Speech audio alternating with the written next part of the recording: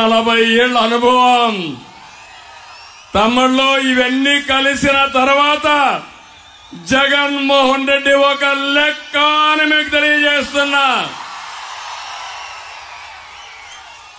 నిలబడతాడా అని తెలియజేస్తున్నా. మిమ్మల్ని అడుగుతున్నా, నిలబడనిద్దామా అని మిమ్మల్ని అడుగుతున్నా. ఇంటికి పంపించడానికి సిద్ధమా అని మిమ్మల్ని కోరుతున్నా. సిద్ధం అంటే గట్టిగా చెప్పండి. జగన్మోహన్ రెడ్డి ఎక్కడో సిద్ధం అని తిరుగుతున్నాడు. మీరు చెప్పాలి గట్టిగా చప్పట్లు కొట్టి, జగన్మోహన్ రెడ్డి నిన్ను ఓడించడానికి మేము సిద్ధం. లాస్ట్ లో ఉండే తమ్ముళ్ళు, ఇటు పక్కుండే మీరందరూ కూడా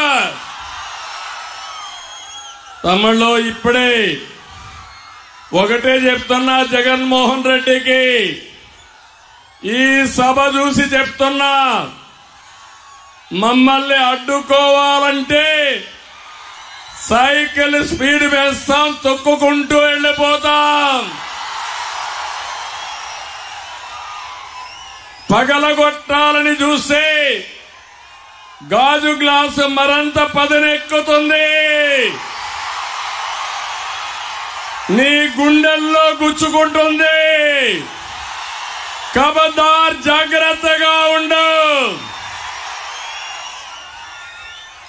బురద వెయ్యాలని చూస్తే కమలం వికసిస్తుంది తప్ప నీ బురద అంటదు. ఈ మూడు కలిసిన తర్వాత తమ్ముళ్ళు ఇంకా అన్స్టాపబుల్. ఒక విషయం మీరు గుర్తుపెట్టుకోవాలి. పవన్ కళ్యాణ్ గారు కొన్ని విషయాలు చెప్పారు. ఈ మూడు పార్టీలు కలవడం మా కోసరం కాదు, మనందరి కోసం, ఈ రాష్ట్రం కోసం, ఈ పిల్లల భవిష్యత్తు కోసరం కలిశాం. అంతేకాకుండా 2014లో మేము కలిశాం. బీజేపీ, తెలుగుదేశం కలిసి పోరాడాం. పవన్ కళ్యాణ్ గారు ఒకే మాట చెప్పాడు, నేను ఎన్డీఏకి మద్దతు ఇస్తానని బేషరతుగా మద్దతు ఇచ్చిన వ్యక్తి పవన్ కళ్యాణ్ గారు. ఆ రోజే మీరు చూస్తే వెస్ట్ గోదావరి జిల్లాలో 15కు 15 గెలిచాం. 3 పార్లమెంట్లో మనమే గెలిచాం. ఇప్పుడు మీ జోరు చూస్తా ఉంటే ఇది ఆగే పరిస్థితిలో లేదు. మా కాంబినేషన్ సూపర్ హిట్. అయితే ఇక్కడ ఒక విషయం గుర్తుపెట్టుకోవాలి. ఈరోజు ఏదో మేము అధికారం కోసమో ఇంకో దానికోసం మేము కలవలేదు. ఈరోజు ఒక విషయం మీరు చూస్తే పవన్ కళ్యాణ్ గారు కోట్ల రూపాయల ఆదాయాన్ని వదులుకొని, విలాసవంతమైన సినిమా రంగాన్ని వదులుకొని మీకోసం వచ్చారు. ఆ విషయం మీరు గుర్తుపెట్టుకోవాల్సిన అవసరం ఉంది. చాలా మంది సినిమాలో హీరోలుగా ఉంటారు కానీ ప్రజల్లో నిజమైన హీరో పవన్ కళ్యాణ్. అనేక సందర్భాల్లో పవన్ కళ్యాణ్ గారి పైన వ్యక్తిగత దాడి చేశారు, మానసికంగా వేధించారు, ఎక్కడికక్కడ అడ్డుపడ్డారు.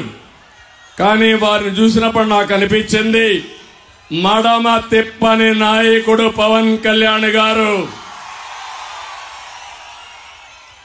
చీకటి పాలన అంతం చేయాలని ఎన్ని అవరోధాలు సృష్టిస్తే మేమంటే రాటుపోట్లకు బాగా అలవాటు పడ్డాం. కానీ పవన్ కళ్యాణ్కి అలవాటు లేకపోయినా నిలబడమే కాకుండా నిలదొక్కున్న నిజమైన నాయకుడు పవన్ కళ్యాణ్ గారు అని చెప్పి నేను మీకు తెలియజేస్తున్నా.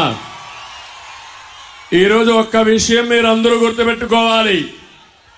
కొంతమంది మా ముగ్గురిని విమర్శిస్తున్నారు, నన్ను విమర్శిస్తున్నారు. పవన్ కళ్యాణ్ గారిని విమర్శిస్తున్నారు.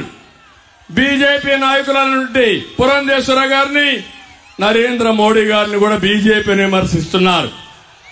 ఒక్క విషయం మీరు చూడండి, ఈరోజు మేము సీట్లు అడ్జస్ట్ చేసుకున్నప్పుడు నా జీవితంలో ఎప్పుడు కూడా ఇటువంటి రాలేదు.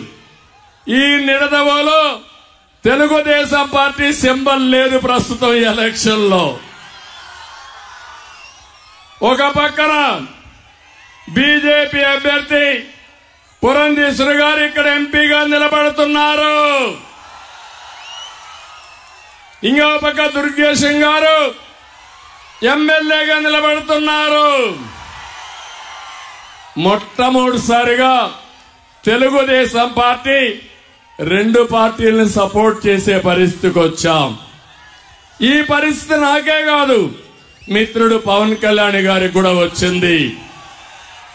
ఇంకో పక్క బీజేపీ కూడా జాతీయ పార్టీగా ఉన్నా పోయినసారి కంటే తక్కువ సీట్లతో వాళ్ళు పోటీ చేసే పరిస్థితి వచ్చారు.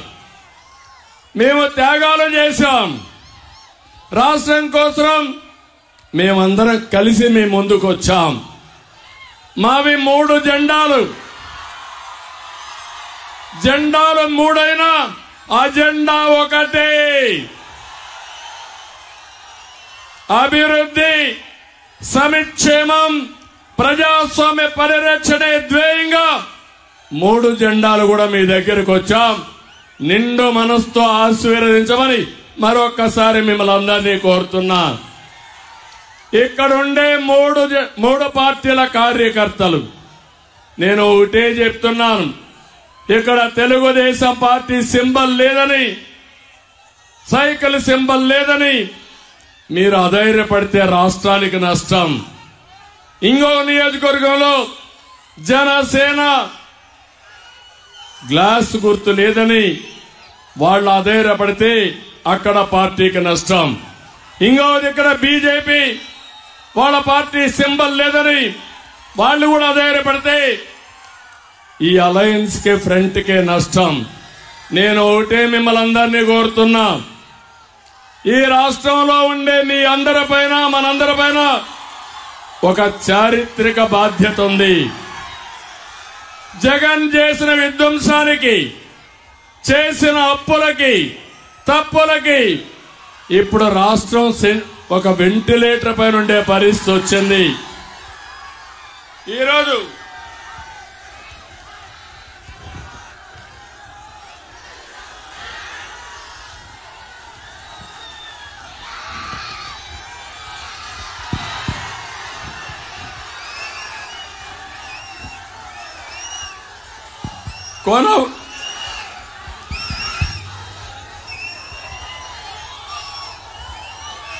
కొన ఊపిరిపై ఉన్న రాష్ట్రానికి